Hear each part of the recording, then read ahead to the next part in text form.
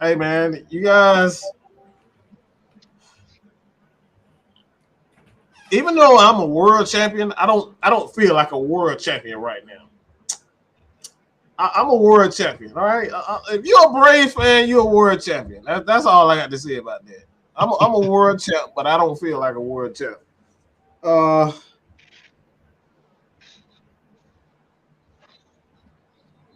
Today was a mess. It was a healthy mess. I'll just say that it wasn't a dirty, stinking, filthy mess, but it was a mess. Um, Good gracious, I don't even know where to begin, man. I'll just go introduce the fellas to my right. Who you be? Y'all already know it's your boy Jew, the minister, the usual suspects. Yeah, man, it was a crazy game, but I'm just glad we got the W, man. That's all that matter. I don't care if you win by half a point. Just get the job done. Finish. Who is this guy below me? Man, y'all know who it is, man. It's your brother Travis, aka LT, in the building. You know what I'm saying? Who is the guy next to LT? It is NLT. Really? What? NLT. Hey man, those are my initials, so I gotta roll with what I got. Oh man. All right. Okay, I like that. NLT, LT, and NLT. Laying it down on Wednesday nights, man. Hey man. Oh, it look like we got. Oh, we got. Whoa! We got a middle linebacker up in this. Okay, I like this. Oh man. Man. Tell who you be, big bro. Who are you? Man, what's good, y'all? You already know Rich BK in the building. The head hunter is here from New York. You already know what's good, y'all. Good fucking dub. Let's go. Yo, man. We'll just go across the board. What a my goodness. I'm gonna say this first before I even get. No, I'll say this. I know a lot of people are really upset, and I'm probably like, I'm probably one of the few people that are not upset about this game. Um, I really love the way this game unfolded. Everything that we asked for this team, we need the team to step up. We need Matt Ryan to step up. Matt Ryan did it. We need Matt Ryan to carry the team. Matt Ryan did it. We need Kyle Pitts, despite his, the drop early in the game. He did his thing. He drove coverage. He did exactly what was asked of him. You asked Russell Gage to do his thing. Russell Gage stepped up when we needed him most. All right, the offensive line. I mean, let's be honest. I've been saying for the last 2-3 weeks, defenses have been pressuring and putting all the pressure on our offensive, our wide receivers to get open, to win one-on-ones. And today, they did that. If there were anything to be frustrated about, I wasn't. I love games like this. I love games like this when you battle it out. Not everything, even the play calling.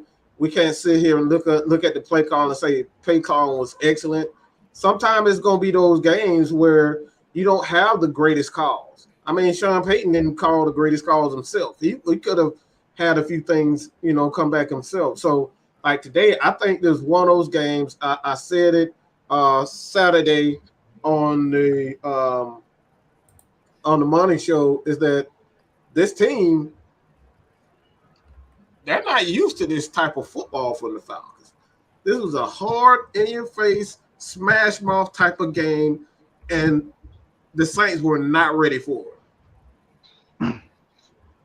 And the biggest thing that I take out of all of this,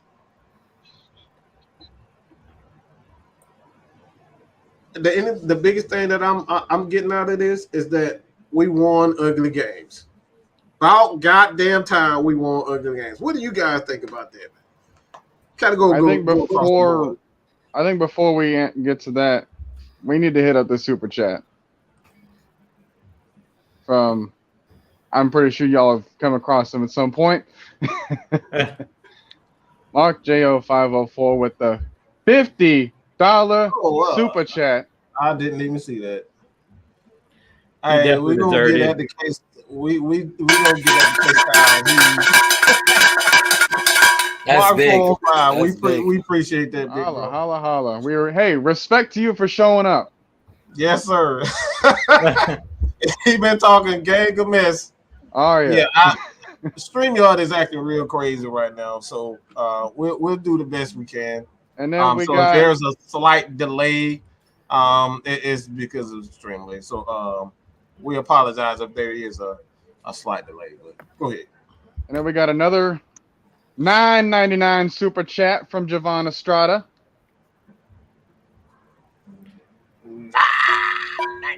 There we go. Holla. Right there. It says the Falcons have just F around and fell into the 7th spot in the NFC. Let's go, man. Horrible win, but at the end of the day, we put the W in the W column. We in the driver's seat, man. Mm-hmm. You know what? I want to comment on that because I've been saying that the whole time. While a lot of folks was trying to say the season was over with, whatever the case may be, last week, I'm looking like, man, we got 10 more games to play. 10. Like, anything is very much possible. And right now, the Falcons are sitting in the driver's seat as a 7th seed in the playoffs. And like I said, just a few more key victories and whatnot. Like, we could literally make the postseason. Like I said, I don't have aspirations of making it, but I'm like, I wouldn't be surprised if we do. That's what coaching does. You see the games like the games that we won, like the last few weeks, those are games that we lost last year easily. Mm-hmm. Just by coaching alone, gave those losses last year turned into dubs. How the world Cordarrelle Patterson had led the league in receiving yards a day? That make it 126 yards a day. Yeah, that dude is a monster, man. That dude is something special, man. Jude, you got something on this, man? Good gracious. You already know I do, man. It's a lot to get into, a lot to unpack, but at the end of the day, I've been saying it all season long. Finish. That's the new mantra, finish. And they got the job done today. That's all that matters. We won the game. Like LaTravis just said, LT just said it best. Last season, I said prior to going into the season, this is going to be a playoff team because last year, 7 to 8 of our games that we lost came down to that last drive. In the NFL, it's a small margin of error, and that's why we always talk about details, the small, intricate details. Like if you do the small things right, you win the game. And you see at the end of the game, we started to kind of unfold. You had the Richie Grant flag on special teams. You had like all the small, you had the roughing the passer penalty against Foyer, like on third and long. So it's just like those small details, man. When you do the small things right, that's where the game is won and lost, real talk. Those small details. Like the one on Foyer, I hate those roughing the passer penalties because what are you supposed to do in that situation? Like Foyer, Vilma was going, talking about why is he jumping? Why is his hands up? Well, he's trying to prevent him from throwing the ball. And if he does throw the ball, he's trying to tip the pass or back the pass. So I understand exactly what Foyer is doing, but in that situation, what can you do? Especially because most quarterbacks now in the NFL are mobile. It's hard to get these guys to the ground. We see it every week. How many times we see that our players got somebody wrapped up? Next thing you know, the quarterback's breaking free, running for a first down. So it's just like you put these defensive players, you basically kind of put them in no man's land because you already can't really hit the quarterback low. You can't land with your whole body weight on the quarterback. So it's like in that position, I mean, it was nothing that Foyer really could have did differently. So I'm just glad that we pulled it out because to be honest, if Foyer comes away with that sack before they score that touchdown, the game is not even as close as it was. So like what Mike was just saying, what he was kind of talking about, I'm not mad about the win and kind of how we were unraveling. some of the stuff that was happening was just like unfortunate penalties. Like the one with Richie Grant, I don't even think he slung him to the ground. If you go back and look at the, I agree, Joe. Bro. Yeah, if you go look at the play, the dude just basically acted. He just fell on the ground. Richie Grant just wrapped him up. That's why Richie Grant put his hands up. He's like, I didn't just sling him to the ground. He basically just fell to the ground. So in those, in those instances, they got a lot of penalties and a lot of flags late in the game where that game was a lot closer than it should have been. Now, one thing that I will say about the Falcons team is we have to find a better way to, when we do get a big lead, even like with our old Falcons, we know over the last 10 years, we're notorious for getting a big lead and letting the team back in the game. We have to find that happy medium where we don't let our foot off the gas. Because I think a little bit, once we got up by like that 17-point lead, we were up by like 2 or 3 scores. We kind of took our foot off the gas pedal, meaning Arthur Smith. To me, he didn't do a good job of mixing in the running pass. Like, don't wait to the last minute to throw that deep bomb to Cordarrelle Patterson. Do that when you still got the lead. I know you're trying to juice the clock and things of that nature, but sometimes when you let your foot off the gas pedal, you bring teams back into the game. And then it's hard to find that momentum and get that rhythm back once you kind of have taken your foot off the gas pedal. So all in all, we won the game. All in all, I'm happy for the W because we really needed to get a W in the NFC South, and we need to get another win in the NFC because when it comes down to the playoffs, it's going to come. We tied 1-2 with the Saints for hold up. Is it for the division? Yeah, we are in the division. We 1-2 in the division. Okay. Yeah, we 1-2. Okay. Yeah, so we couldn't afford to go 0-3. So this was a huge win because it's in the division and it's an NFC opponent. Because if you guys look at like our record, most of the teams we've beaten are in the AFC. The only team I think we've beaten in the NFC was the Giants. We beat the Jets, which is an AFC team. We beat the Dolphins, which is an AFC team. So we haven't really been playing well against the NFC matchup, NFC team. So this was huge to get this win today. And once again, I don't know if any of the Matt Ryan haters are watching, but he showed y'all again why he makes the big bucks. I just had to do that. He showed you. What is that, 41 times now? Or is it more than that? That's a big fat Jew. And I was saying that yesterday. I was saying that yesterday on Red Clay, man. I'm like, we can't afford to get another loss, primarily in the division, and we had to show out. We haven't been playing well at home, and we showed what we can do on the road. For some reason, we've been playing better on the road. I would say this. I got you, Mike. I would say this just to get the W going. Do you smell what the Kool-Aid is cooking, man? Let's go, man. I just gotta get that going, bro. But that's Kool-Aid, man. He gave us 3 W's so far, man. It came in clutch. I would say that we only played 3 quarters of football. That 4th quarter, we did not play proper football the way how we should be playing. And like what you was saying, like we should have put those foot on their necks and close out the game. Like sometimes with Foyer, the way how he caused that penalty, that's not the first time he sacked the quarterback that way. There's plenty of times where he sacked the quarterback and he jumped and in the air just to make the quarterback fall on the floor, and there was no penalty. So that was a fluke, right, exactly, right, Mike. So, but at the end of the day, I'm glad we got this W, and let's just gotta build the momentum and we gotta keep it going. No, what you got, bro? Oh, before I get to that, there was this old super chat right here for the $5 from Ricky Gaines. He said, "These close games are going to put me in the hospital." Glad we got the win, but mental mistakes kill us. Can't give teams the momentum, but rise up. That almost happened to me. But I wouldn't even stress it. I'm not gonna lie to you. Like, and Mike can tell you because I hold spaces. Like I hold spaces on Twitter during the games when the weekends I'm not working, or if I got time, even on the weekends I am working. And like, while people was in there with that exasperated gas and oh man, here we go again, and everybody just feeling down. Like as they talking, you can hear like me and Mike was just being silent because we like, bro. Like first of all, like Mike can tell you when when the Saints scored, the first thing I said was, appreciate it, you did me a favor. Because I knew giving the ball back to Matt Ryan with this offensive coordinator, he gonna get the job done. That's not a problem. So you gave me a minute and 1 second with 2 timeouts to work with. Yeah, I'm gonna take that all day.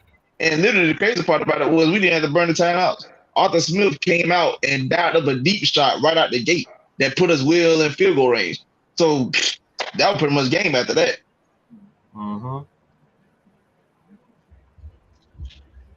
Got another $5 super chat from Ryan S. Games. Let me read this one. Notice how we put Anthony Rush in and he made some plays. Having that space either helps. What he said?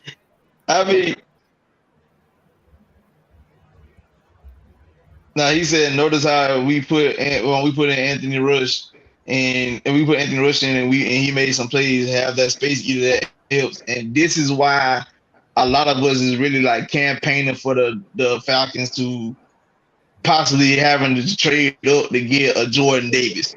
We need a guy like that on our defense. That space eater, like you see how when the game started off, how they were just running through Tyler Davidson, like they kept running the gap. And notice how the minute they put Anthony Rush in, the first couple of plays they left him one-on-one, and he immediately pushed the guard right in the backfield. So then they had to start double teaming, but it still wasn't enough. So it was just like, man, like it wasn't nothing they could do with him. So they had to start doubling, triple teaming that man, and that was helping the defense where Kamara, how Kamara and Ingram was getting off the first couple of drives, that thing came to a complete halt once they started putting Anthony Rush in. And I like how Dean Pease dialed it up, because even if they passed on plays where Anthony Rush was in, he sent blitzes with either Foye or Deion Jones to speed up the QB's time. And like I said, Simeon was getting nervous back there. I said, bro, like once we get a consistent big guy in that middle, man, our defense gonna be solid. It just absolutely like once we get that showing up consistency up front, it'll be lethal. Got another $10 super chat from Let's Get It Georgia. Who that gonna be the Falcons? I like that. That's how you say it, bro. That's how you say it, bro. But man, one thing we could say too, we know Ridley was watching this game at home, and he knows that this team is missing him right now. Yeah, I should put on my jersey on right now, Drew. I should put my shit on too. That's what I should have put on. But really, we want you back, man. We need you, bro. I hope you watching this, man. Getting your mental right, man. We got this dub without you. But, we still know if you was here with us, who knows what the score would have been. And the quicker he get his mental right, the better we going to be back on track, Like I said numerous times before, just to switch it up a little bit, like back on the offense, Matt Ryan did his thing, but there was times where Arthur Smith, I felt like he panicked a little bit. I understand that this is his first time, calling the plays. He's a head coach, and we've been through the same situation in the Redskins game, and he learned from that, which is why we took that shot to Cordarrelle. You understand? Because God forbid, it's a Sunday morning and God was on our side and we executed that play. You understand? So now let's be real now. If we don't get those plays going, if that didn't happen, who knows how the game would have played out. Now, the opportunities presented itself in the beginning of the game. Kyle Pitts was MIA in the fourth quarter. I really wish we was able to get him back involved in the game. I'm sure you guys would agree on that as well. And the last thing I will say is that, we got to get it going. And I'm an alley-oop to Mike. Yeah, bro. Hey, man, the one reason why I'm chomping at the bit and why I'm so not upset, everybody's so worried about his play call. Everybody, don't worry. He is learning that this is not his division. He's been in the AFC for the last 3 to 5 years. He don't know any of these guys. Mm-hmm. Yeah, that's true. It's first time seeing the New Orleans. Mm-hmm. Let's just be real. He does not know any of these teams. He don't know any of these guys. He's seen them in scouting here and there, but he doesn't know what how to really attack Cam Jordan. He doesn't know any of that right now. So I know it's frustrating, and this is one of the main reasons why. I said I'm so not, because he's going to get better. We've seen the process of him getting better with the play calling, taking those deep shots. I think we took like 2 or 3 different. The game winner! The game winner is a prime reason why you don't get upset. Mm-hmm. Yeah. This is a learning process. Yeah, absolutely. This is a learning process. So he's not sitting back and saying, oh, I'm just going to do what I want to do because I want to do it. Mm-hmm. He's learning. He's learning. Again, look, I'm going to tell you one thing too. Sean Payton tried to bully Arthur Smith. He really tried to bully Arthur Smith with those stupid. It was one play in particular I thought was really ignorant. Going forward on 4th down, I thought that was really ignorant. I thought it was a bold move, and I thought he tried to really bully Arthur Smith into making a dumb decision, and it didn't work. He stuck to his game plan. He kept running the ball, even though Mike Smith. And at some point we got to start calling out Mike Davis. You know what I'm saying? We got to start calling out Mike Davis. That space. He's swinging out of that space. He fumbled that last run before we kicked that field goal. He fumbled that shit. And this is where I say at some point you got to sit his ass down. You got to sit his ass down, because Quadri and Gorman, those guys can at least do nothing, because that's what he's giving us nothing right now. Yes, man. Wow. I'm doing the show and people want to come bother me. Like, what is this? What is this? I can't even do it. But one thing I would say, Mike, and I hope you guys could agree on me with this one. And I've been saying this for a while since I've been on the show, and I'm going to keep saying it every time. I just want to see better timing in the way how we're running the ball. Like, there's times when once we get a first down, we're running the play on a first down. I was happy to see that we ran a toss play. We ran a toss play only one time. So I just want to see more creative plays with us running the ball. Because sometimes when you run the ISO in the wide zone, yes, you want to run straight at these guys' throats. But at the end of the day, it's easy when the defense knows what you're doing. You understand? Like, there's times on the 4th down situation, we know we're going to run the ball right at your throats. All right, you're going to see who nuts is bigger, and you're going to see, stop us if you can. But at the end of the day, you want to get the defense on their heels.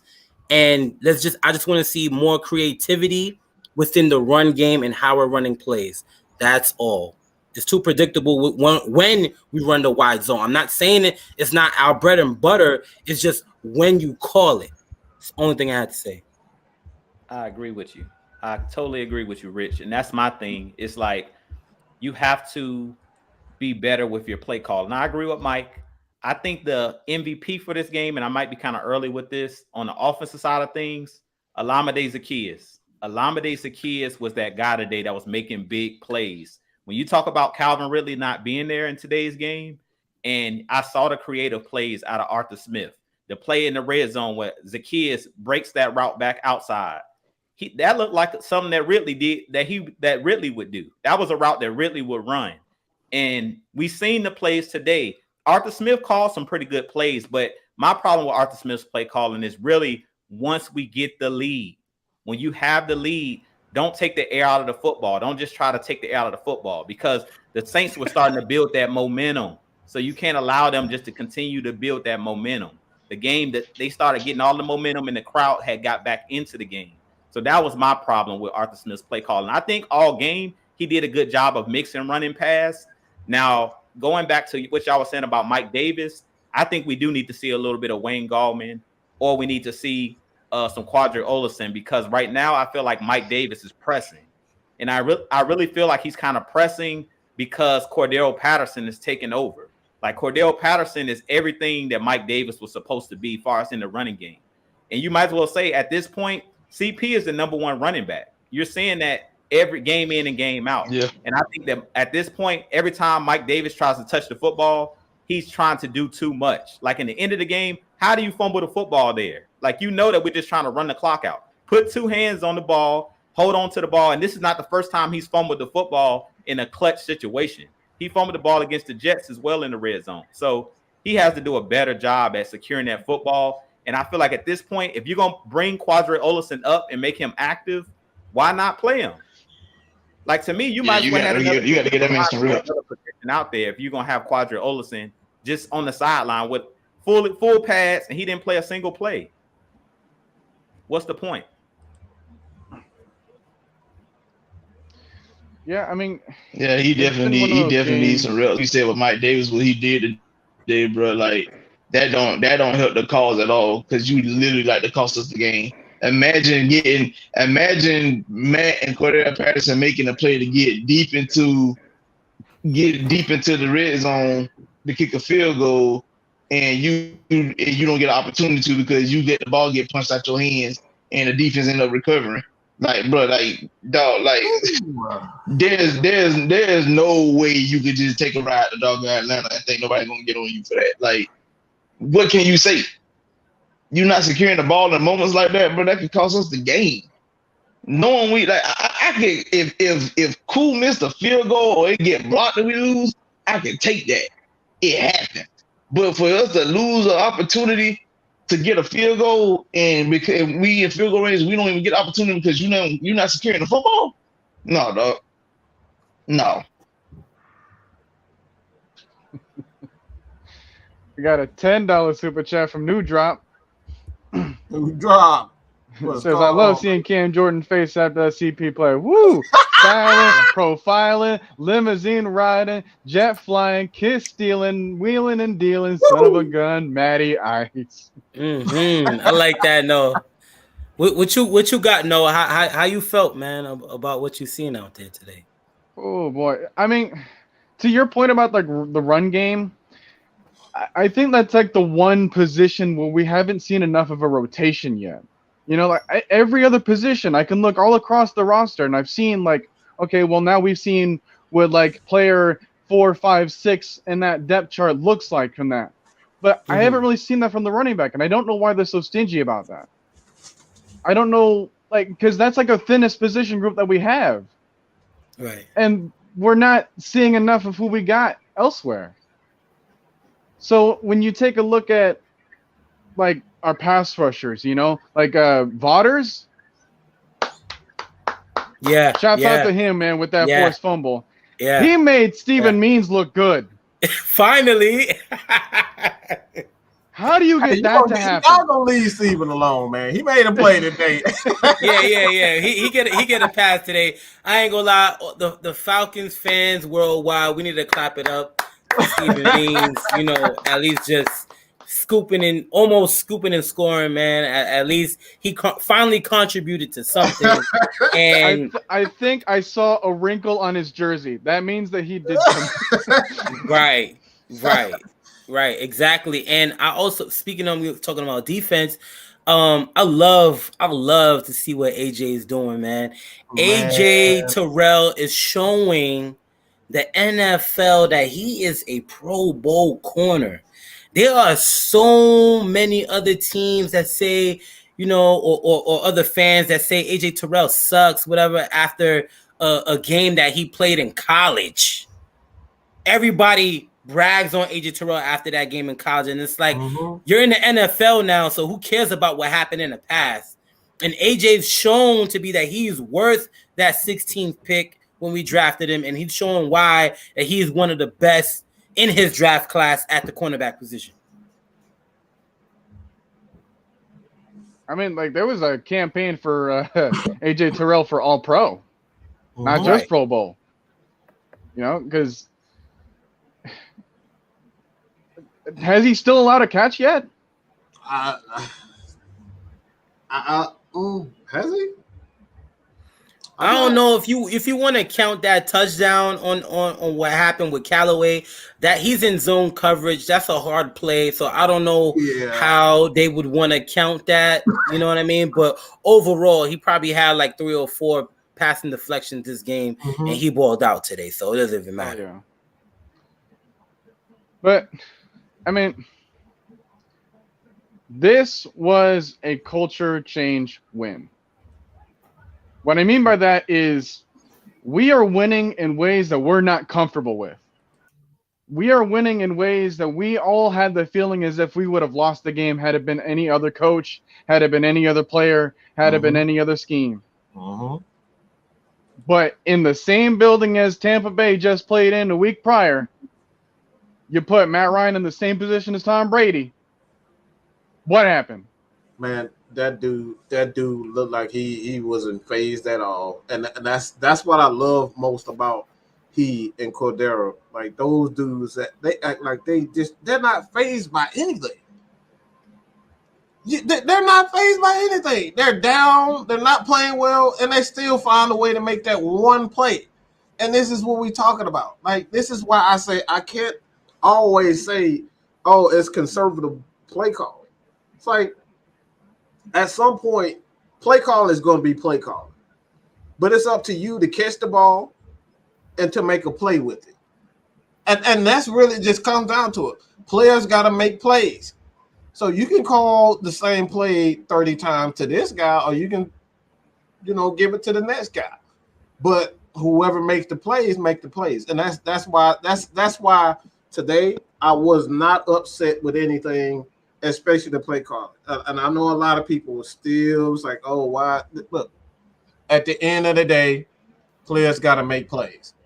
And that's the way I see it. Because we saw Cordarrelle get those exact same runs that Mike Davis did. Cordarrelle made the most of his. Mike didn't. He literally almost gave it away. So is it really conservative play calling, or is it just the players not doing what they're expected to do?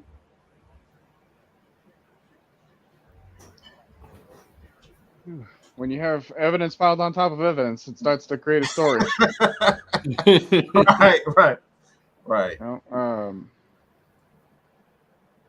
Yeah, this was like all adversity. Like we've seen this before. Atlanta, like y'all need to be used to this by now. Your team struggles at the beginning of a season, and what happens? Every single one of them went on a tear. And you want to talk about odds? Right. What was the Braves' odds to go in the World Series? Right. Weren't they like 0.3%? Yes. I don't want to hear anything about odds. I don't want to hear anything about records and statistics. Do y'all realize that the Jaguars just beat the Bills? Yeah. Any given and Sunday, they didn't even need a touchdown to do it. And y'all should have seen what the Broncos did. The Broncos did to Cowboys. Yes. Yeah. Wow. There's a lot of good games. Broncos shut out the Cowboys 30-0 for the longest time. That is wild. Oh, in Dallas. Without guess who we play next week? Guess who we play next week? Yeah, Dallas. Oh my God. Them Cowgirls. So and we might as well play at their spot. We already know how we are as a road team. Wow. We don't care. And we owe Dan Quinn an ass whooping anyway. So we know right. We know what he gonna come with anyway. So once we watch this film and this scout, man, on to the next week, man. There's gonna be another big game coming up, and we just gotta stack W's on top of W's, on top of W's. And one thing I would say too, with the special teams, I was well pleased with the punting this game. I know we had some missed tackles here and there, but the punting coverage in the punt team, special teams was beautiful. Was really beautiful. And Richie Grant showed that he is that guy on special teams as well. Because if he didn't make that tackle right there, he probably would have broke a big one. Well, after you mentioned any given Sunday, anybody can beat anybody in the league. I wasn't expecting that the Bills would lose. Wow. Yeah, like you want to talk about a sluggish offense? They did that the last week against Miami too. It was like 3-3 at halftime. I'm not surprised though. Like I've been saying for a while, the league, it takes you a certain amount of time before they really catch up to what you're doing. So it's up to you as a player to adjust. You have to adjust. It's like it's a gimmicky offense to begin with. Buffalo has a gimmicky offense. It's all predicated on him using his legs. That's only gonna last for so long in the NFL. Once they figure out how to stop you as a runner, yeah, that's only so long you can keep doing it. Well, I'm saying, speaking of adjustments, Mike, I'm glad that you brought that up. Once this game started, we couldn't stop the run to save our life in the first quarter. And we talk about adjustments, which is why we signed that we have Dean Pease on the coaching staff. And I was able to see the adjustments that he made to slow down the Saints running game. And I was really pleased with that. And we got off the field on some crucial third downs. You know, the Saints helped us out a lot with like at least 5-6 drops they had. And the penalties as well. Oh my gosh, the Saints really played a terrible game there. We clearly was the better team today, which is why if we would have lost, I really would have been upset because I know the numbers speak for itself and we were the better team today, and you have to give credit to what's due. And we did get away with some drops, but at the end of the day, I'll take it though. It's a division game. They ain't answer under pressure. And we did. Matty Ice did.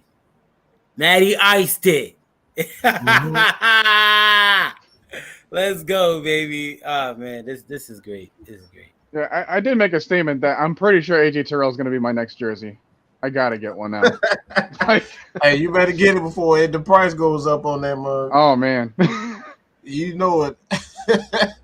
Somebody just said Axel Fowler's coming back next week. Is he? I think he's on the IR, so it was for 3 weeks. I think it's at least for 3 weeks. I'm not sure when exactly, but I do know this should be the 3rd week. Okay. How do you guys feel about having him back?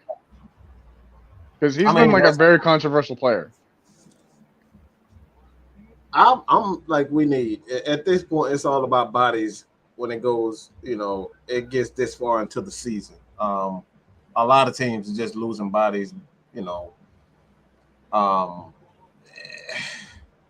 not I've never really expected him to be one of those guys that's going to get 10 sacks. Like, that's just never was his game to begin with. So I know the expectations is that, but I just need him to be a body, because from what I'm seeing, I like the adjustment that I'm seeing from Dean Pease is that he's putting bigger bodies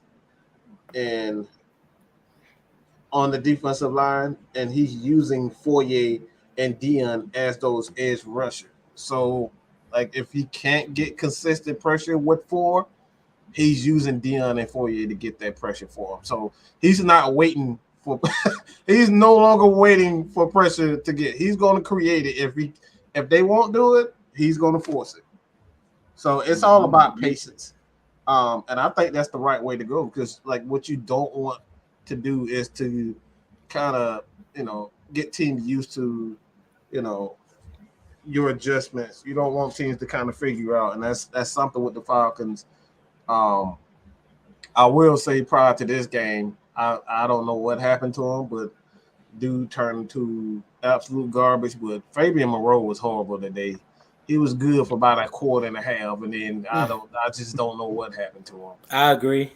I seen that too. But I think also, even with that PI that they called on him, oh man, I felt like that was a fluke play anyway. He did, but then it was part of it when the offense is just, once they take a shot down the field, that's what they're looking for. They're looking for that call anyway, just so they can get down the field.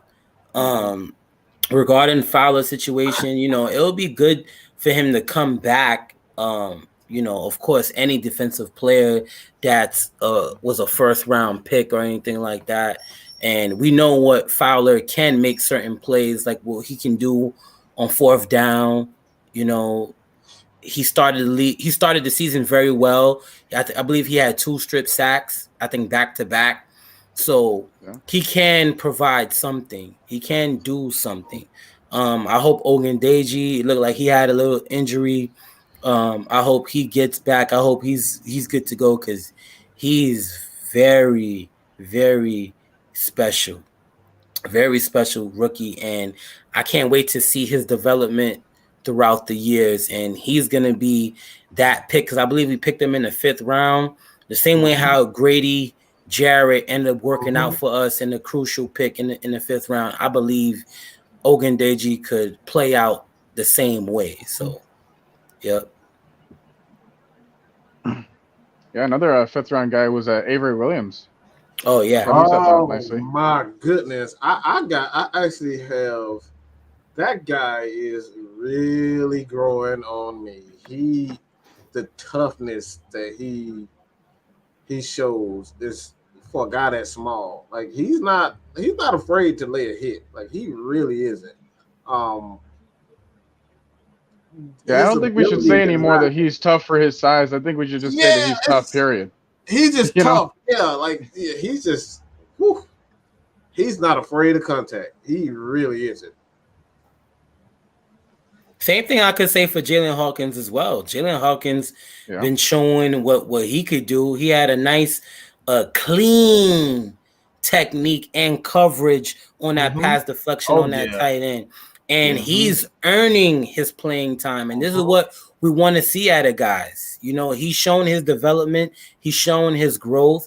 And, obviously you got veterans in front of you right now. But I'm sure by the time of this season is over, as towards the end of the season, he's going to get more playing time. Right now, he's leading our team in interceptions.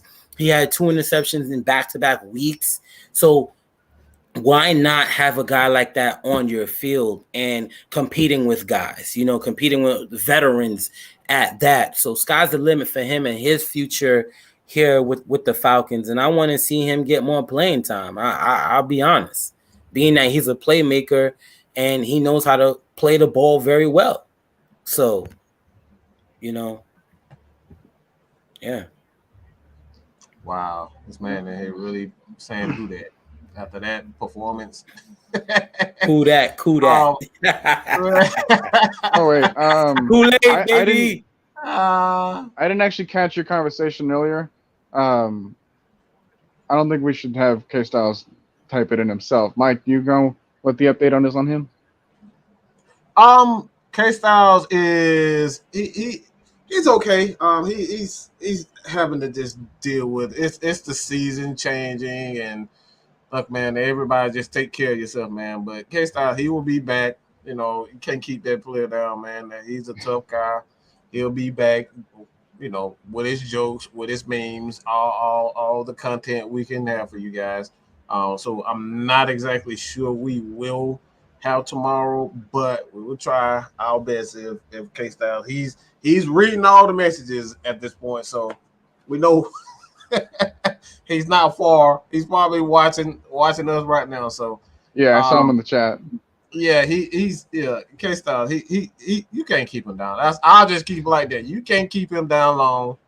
Give him a couple of days. He'll be back. When we talk about living up to the expectations and with Kyle Pitts, I feel like he's doing a great job right now, and he is on pace to break that record. I do want him to break that record for rookie tight end, and I do want him to get offensive rookie of the year as well. That's a tougher task. At the end of the day, Kyle Pitts, I don't want to see no more drops, bro. Come on, and it's easy. He's making the tough catches in crucial moments. I'm not saying that, but the easy ones, bro. Yeah, that's dropping those, bro. Come on, bro. You gotta lock in on that because Noah could tell you, man. I know Noah's running a fantasy thing, and I got Kyle Pitts in 3 of my fantasy leagues, and I need these points, bro. Come on. Yeah, I have. Oh, So I got like 4 of them, right? And I drafted Kyle Pitts in every single one of them. And in 2 of them, I had Matt Ryan and the Falcons defense starting today. That's how confident I was. Wow. Wow. Started All out right. good, huh? Now, the defense ended up with like 3 points after having 10 for the longest amount of time. But I still got both wins. You know, I'm 8-1 in the league that earns me the most money. Nice. So nice. I might know what I'm talking about. Hey, you better than me. I'll leave that to you guys. You guys the experts with that. I'm horrible at that type of stuff. Yeah, I mean, it's a type of thing where it's like you just got to baby it every once in a while. Yeah. But speaking of babying, how are these Aints comments going over here in the chat? It's pretty active, bro. It's pretty active. It's if you guys got any questions, we're gonna kind of wind it down. But we can answer a few more questions. Again, you know, we just want to get on. Kind of give you guys I'm gonna just say this one thing I wanted to talk about, and I think we kind of went over it, but having Anthony Rush in there was just a breath of fresh air. Oh my goodness.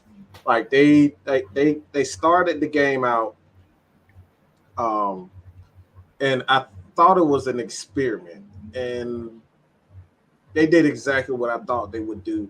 Anthony Rush got in. They did not run up the gut. But when he was in there, I noticed that they use a lot of off tackle. And I don't think Foyer and Dion are used to those types of angles. They're used to teams running right at them. So I saw Foyer kind of like he was a little hesitant to hit those holes as hard as he typically does. So, like with a guy with Anthony Rush in, like those holes are going to be open. You're going to have to close on those holes. And I thought they were a little bit slow closing on those holes. A little. That probably didn't even sound right, but you kind of. Nah, I get what you're saying, absolutely, and I seen the same thing too, Mike, with Anthony Rush. He did his job, he maintained his gap, and now regarding with Foyer and these linebackers, and they did run the off tackle position, but it's also not easy to defend as well for Foyer, being that you're in the middle of that position, because he is responsible for his gap, which is opposite of Anthony Rush, as well as being that it's off tackle, that means it's further away from him. So now as he has to shuffle across, he also has to fight against a block as well. So it's not easy, you know, to make those plays as a linebacker when you're in that situation, which is why you have the safeties and everybody else filling into their run lanes, and everybody's responsible for a particular area within the defense. There was times when AJ Terrell actually stepped in and fill in those running lanes, and to make it a little shorter of a distance compared to of Alvin Kamara, Mark Ingram making a big run, you know. So I also, speaking of the D line, you know, I was expecting this year to see a little bit more of John Kaminsky, but it seems like he's more on the inactive, I guess, practice squad. And I don't know, like what's the situation with him? Or is he's like in the same scenario with Quadra Allison right now, slowly making their way out, or just what? They are. Your guess is as good as mine. I haven't heard what the dude says. It seems like since the preseason, really. The preseason, I heard nothing from him, so I have no idea. Like if he's having issues picking up the defense, I just don't. I have no idea. He went the way of Dejan Sinai. Hey, what?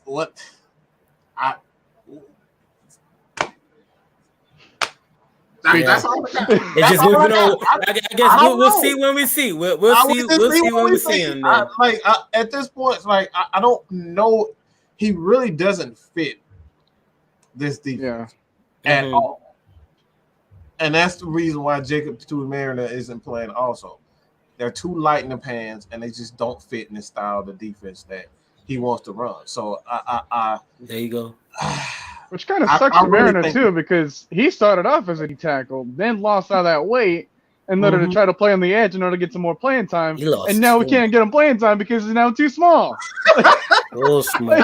But that's the reason why part of the game plan why we seen Anthony Rush in there, because we know what the Saints wanted to do. You know, the Saints does have a good offensive line, and they do have a good running game. So you need to put those big guys, those big beefy guys in there to hold on those gaps, to make it easier for these linebackers to cover, and so you won't get moved on a line of scrimmage, which is why we didn't see Tyler Davidson like that sometimes. Tyler Davidson is always getting pushed around willy-nilly. You know, I'm surprised, you know, we seen a play of Marlon Davidson. You know, he made a play here and there, which is somewhat good to see, being that you was a second-round draft pick, you know. So, you know, let's just keep it going. Let's just keep the momentum going, because going in next week against the Cowboys, you know what they want to do, being that they just lost to it. They're going to want to control the line of scrimmage, and that's something that we did today. We had to win and fight back compared to what how we played last week. Last week, we lost the line of scrimmages on both sides of the ball. Now, this week, we showed up and we fought back. So then now, moving next week, is going to be the same scenario, same situation against the Cowgirls, right? So let's keep it going. That's it. Yeah. Weezy B with the $4.99 super chat. Holla, holla, holla. He said CP84 got to be the most Falcon fan favorite of all time. And once again, that is my quarterback. Hey, man. Appreciate that. I'm not surprised. Cordarrelle is just one of those guys. It's just hard to hate that dude. He does everything well, and he wants to do everything, and that's the biggest thing. He does not, wherever you put him, he's not crying, he's not complaining. He's going to go do his job, and that's what you want. It reminds me of guys like, guys like Dennis Rodman. Those guys, it's not pretty what they do. Rebounding is not pretty. You know what I'm saying? Like running the ball and getting hit, that's not pretty. But Cordarrelle has no issues with that. I would like to see, though, with him, I need to keep him off special teams. I don't want him running kicks. All right. And until we need a kick or return, you put him back there. But I don't want to risk getting him hurt returning kicks. I would much rather have a guy like Avery Williams doing that, or Zacchaeus or whomever. I don't want him, because he took some nasty hits on special teams today that I don't want to see again. Okay. Yeah, that's a great point, Mike. I agree with you. I agree with you too. And CP been showing why we should definitely sign him back next year, and I know we definitely will sign him back next year. So he's worth a lot, and being that he's playing at least 3 positions within the offense, so that's very crucial and very important. What you got, Noah? Yeah, but to your point, you said that he's been taking some nasty hits, and we already talked about the size of Avery Williams, and Lamin Zacchaeus ain't much bigger than that. So, it's like if they're taking those hits and they might be hurt, we got to think of the risk of like the depth in the secondary and the depth at wide receiver that we already have relatively thin. It's like we have some returners, but I think we should probably, I wouldn't want to say keep them there, but if that's our best replacement, and CP still definitely has like the home run aspect in his game, as much as we don't want to have him like gassed out in the first down, I don't think that those first down plays have been that terrible, even if he's got to be off the field. It's like we've seen in like the second half of the last game, we had that play action play against Carolina, and that worked really well. It's like that was our bread and butter type of play. You know, it's like with the play action, with the dig route, and then throw it downfield, around 12, 15 yards. Didn't matter who's catching that, you know, whether it was Pitts, Julio from last year, Ridley, or even Zacchaeus. So I just think that the depth at certain positions, they also have to be taken into account when you think about where everyone else is playing at special teams. Because, hey, like ever since the start of the season happened, like I don't have really any complaints about our special teams anymore. Right. You know, maybe one missed kick by Koo, but we already know that's an anomaly. It's never been like a consistent problem at a certain spot. And even if it was at one point in the season, it was like fixed like the next week. And that's like, that is Terry Fontenot and Arthur Smith working together trying to create the roster that is built to win. You know, it's like they are quick learners when it comes to, you know, solving the problems.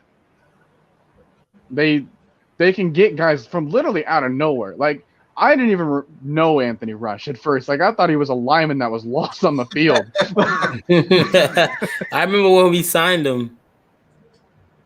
But, like, we were shouting out names of people that we had never even heard of before.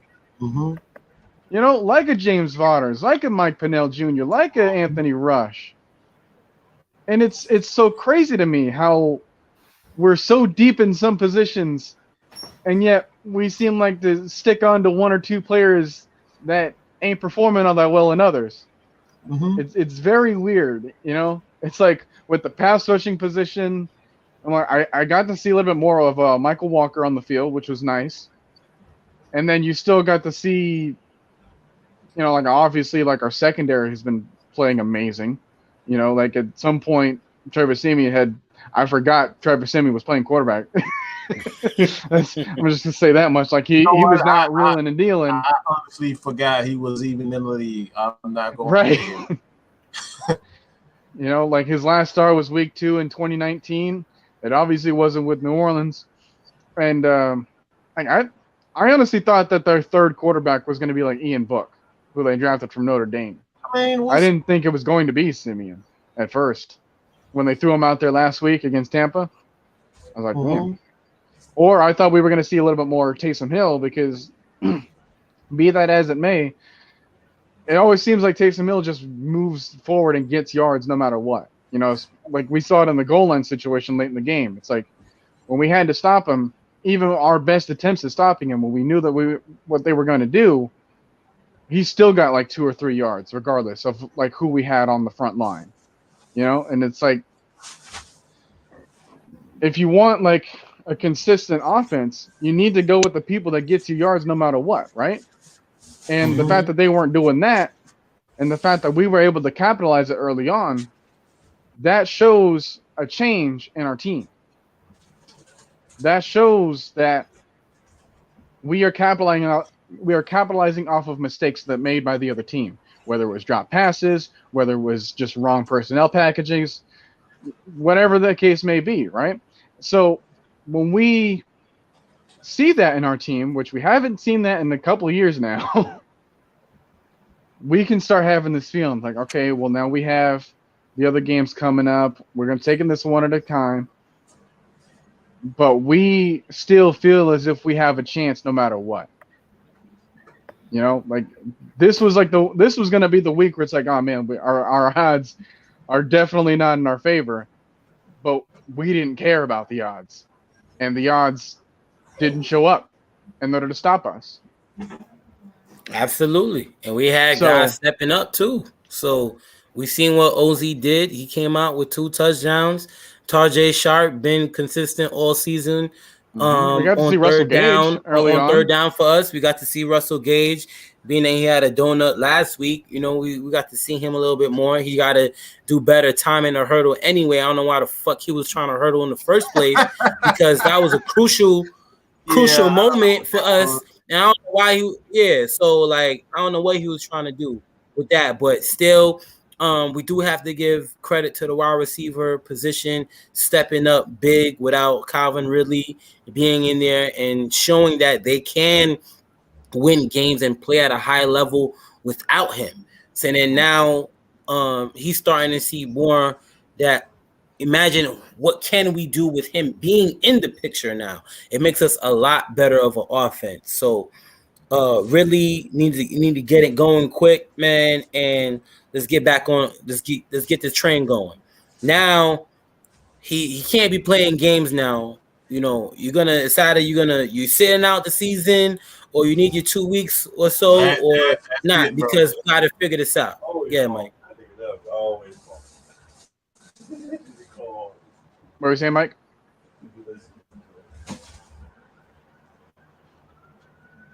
Okay. Yeah, but like pretty much what I was saying, like, you know, just still Ridley can't confuse the team based off of what he's doing mentally, you know, and he just got to get it going. And yeah. Right, like our emotions were in check the whole game. And that was a key factor too. You know, it's like when we had that crowd to deal with, when we had our own like mental obstacles in our locker room to deal with, like we had to overcome those things. And those like sprung on us, you know, last moment. Yeah. But we also had the positive emotion on our side too. We had, obviously we had the Braves win, you know, and it's like once the city was able to carry around the team, it didn't matter that we were playing away from our city.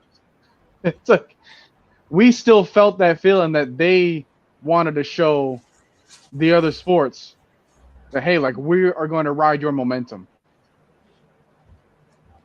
And, you know, whether it was going to be Trae Young and Freddie Freeman and all these other guys that just like really brought the team together. Like Matt Ryan showed that he was one of those guys too. No matter what the roster looked like, no matter who the opponent was, no matter what rank the defense was, no matter where they played at, no matter what week in the season it is, he can get you the win. Against the team, he will get you kicking and screaming to a win. All right? You couldn't say you said we couldn't beat the Saints. Exactly. You said that. Sorry, Matt Ryan haters. You won. I know it's not what you wanted. No, they don't want it.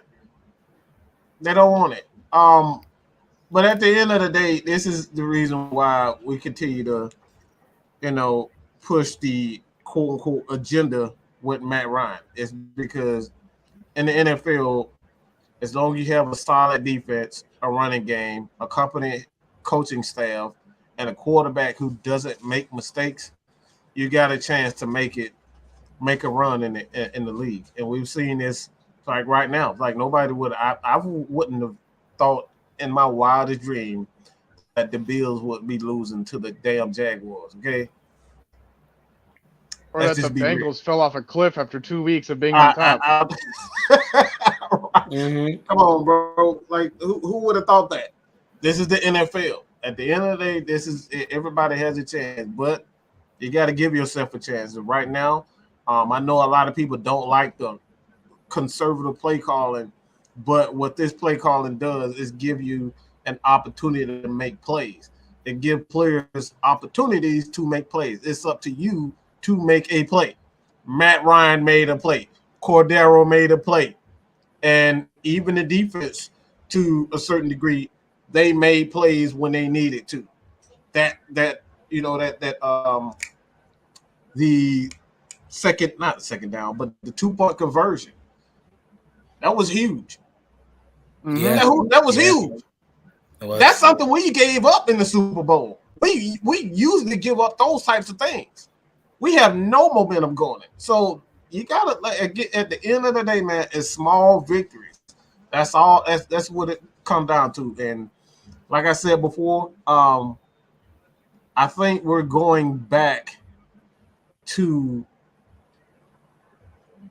what we always preach: the small, intricate details of football. Learning how to win those 3rd and 1s. Learn how to get those stops, those 2-point conversions. You know, those stops.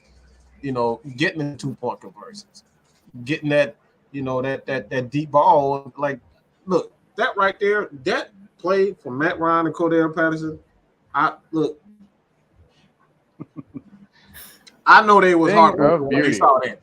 I knew they was heartbroken when they saw that. I was like, yeah, y'all done. Because we've seen this time and time again with Matt.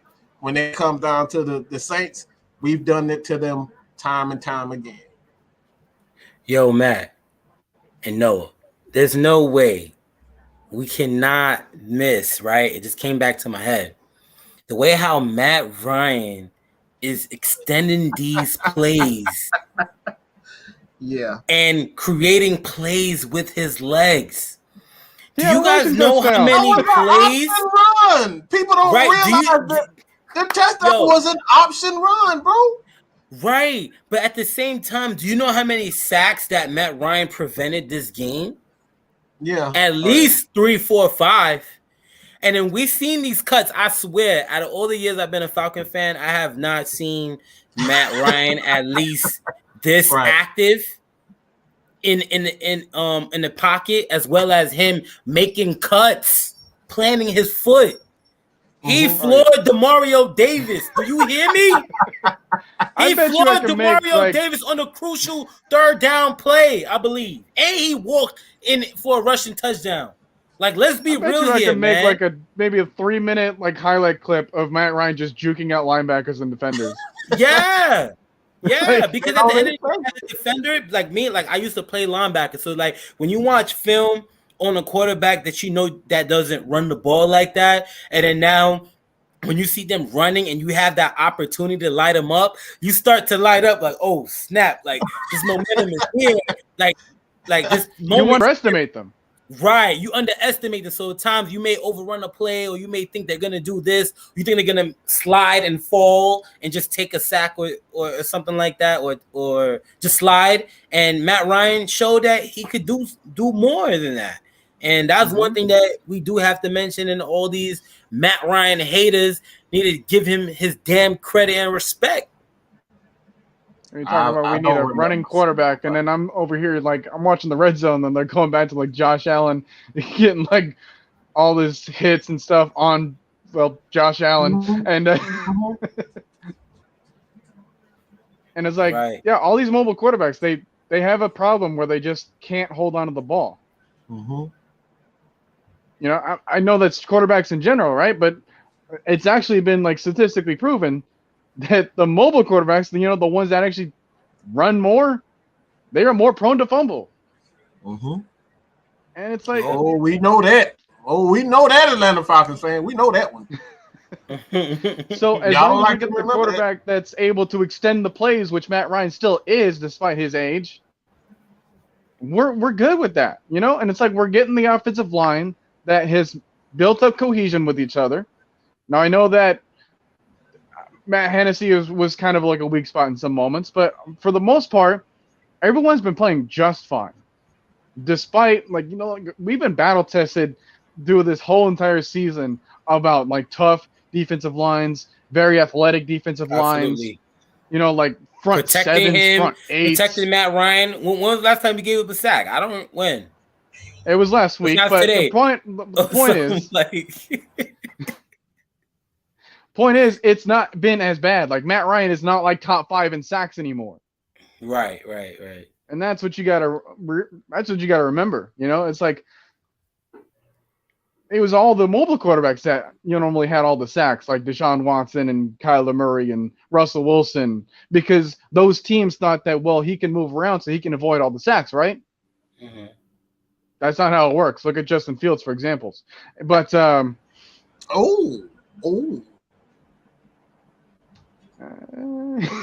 threw a shot at some people, man. They ain't gonna take that too lightly.